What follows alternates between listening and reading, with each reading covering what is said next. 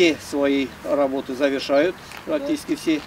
Ну, кроме мелочевки, там осталось, там, где разгрузки, где лошадей будем разгружать. Вакыт егешләрне исәпкә алмаганда, Сабантуй мәйданы кунакларны халыкны каршы алырга әзер.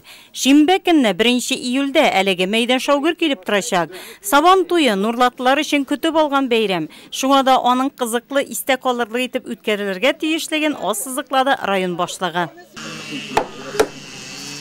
Оештыручылар белдергәнчә, Сабантуй мәйданында татар халкының көнкүреше яшәеше күрсәтеләчәк.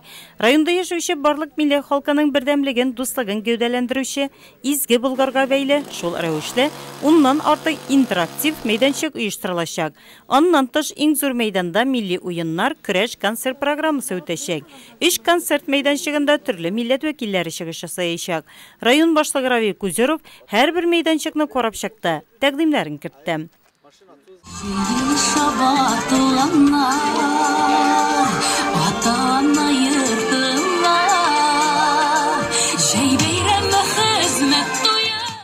Өлкәннәр бәйрәмне ничек итеп кызыклы үткәрү турында фикер алышканда, шәһәрнең Алтын балык балалар бакчасы нәниләре Сабантуйны уздырды да.